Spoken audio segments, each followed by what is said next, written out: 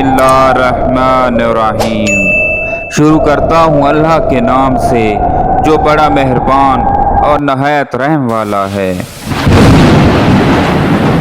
दोस्तों, आज की वीडियो में हम आपको हज़रत यूसुफ के उस वाक़या को आपके साथ शेयर करेंगे जब मुल्क में कहत साली का साल था और उस वक्त आप मिस्र के बादशाह थे। तब हज़रत यूसुफ के भाई बैरूनी मुल्क से गला लेने आ पहुँचे। तब उनको मालूम ना था कि जिस बादशाह के पास वो आ रहे हैं ये वही उनका भाई है जिसको उन्होंने कुछ पैसों के औज़ गुलाम बनाकर बेचा था।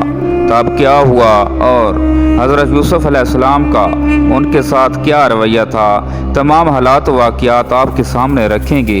वीडियो नहायत ही अहम है, लिहाजा वीडियो को स्किप मत कीजिएगा और मुकम्मल देखिएगा। दोस्तों, वीडियो का बाकायदा आगाज़ करने से पहले आपसे दरख्वास्त है कि अगर आपने अभी तक हमारे चैनल को सब्सक्राइब नहीं किया तो अभी सब्सक्राइब कर लें और साथ लगे बेल आइकन के बटन को भी प्रेस कर दें ताकि हमारी नई अपलोड होने वाली वीडियो आप तक बर वक्त पहुँचती रहे। प्यारे दोस्तों, कहते हैं कि हज़रत यूसुफ अलैहिस्सलाम ने वज़ीर मिस्र बनकर 7 साल तक गल्ले और अनाज को बेहतरीन तौर पर जमा किया। उसके बाद जब आम कहत साली शुरू हुई और लोग एक एक दाने को तरसने लगे तो आपने मोहताजों को देना शुरू किया। ये कहत इलाका मिस्र से निकलकर कुनआन वगैरह शहरों में भी फैल गया था। आप हर बैरूनी शख्स को ऊँट भरकर गल्ला अता फरमाया करते थे और ख़ुद आपका लश्कर बल्कि ख़ुद बादशाह भी दिन भर में सिर्फ एक ही मरतबा दोपहर के वक्त एक आध नवाला खा लेते थे और अहले मिस्र को पेट भर कर खिलाते थे। बस उस ज़माना में ये बात एक रहमत रब थी। ये भी मरवी है कि आपने पहले साल माल के बदले गल्ला बेचा, दूसरे साल सामान असबाब के बदले, तीसरे साल भी और चौथे साल भी, फिर खुद लोगों की जान और उनकी औलाद के बदले बस खुद लोग, उनके बच्चे और उनकी कुल मलकियत और माल के आप मालिक बन गए। लेकिन उसके बाद आपने सबको आज़ाद कर दिया और उनके माल भी उनके हवाले कर दिए। ये रवायत बनु इसराइल की है जिसे हम सच झूठ नहीं कह सकते। यहाँ ये बयान हो रहा है कि इन आने वालों में बिरादरान यूसुफ भी थे जो बाप के हुक्म से आए थे।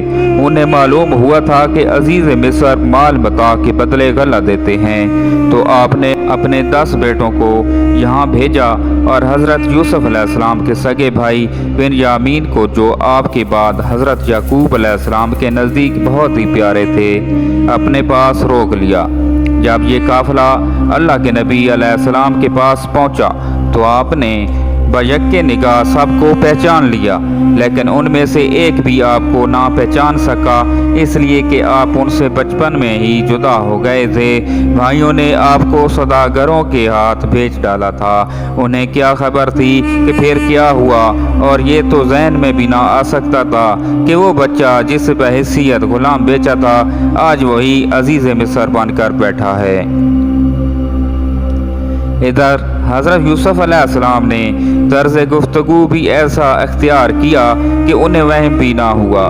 उनसे पूछा कि तुम लोग मेरे मुल्क में कैसे आ गए। उन्होंने कहा, ये सुनकर कि आप गल्ला अता फरमाते हैं। आपने फरमाया, मुझे तो शक होता है कि कहीं तुम जासूस ना हो।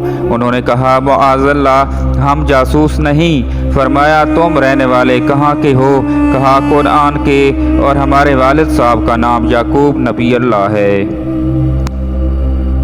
आपने पूछा, तुम्हारे सिवा उनके और लड़के भी हैं? उन्होंने कहा, हाँ, हम 12 भाई थे। हमें जो सबसे छोटा था और हमारे बाप की आंखों का तारा था वो तो हलाक हो गया। उसी का एक भाई और है, उसे बाप ने हमारे साथ नहीं भेजा बल्कि अपने पास ही रोक लिया है कि उससे ज़रा आपको इत्मीनान और तसल्ली रहे। इन बातों के बाद आपने हुक्म दिया कि इन्हें सरकारी मेहमान समझा जाए। اور ہر طرح حاضر مدارت کی جائے اور اچھی جگہ ٹھہرایا جائے۔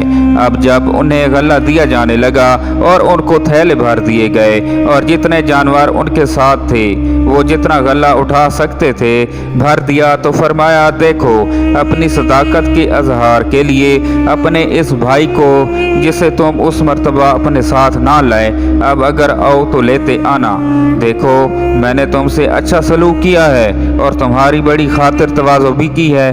اس طرح رغبت دلا کر پھر دھمکا بھی دیا کہ اگر دوبارہ کے آنے میں اسے ساتھ نہ لائے تو میں تمہیں ایک دانہ اناج کا نہ دوں گا،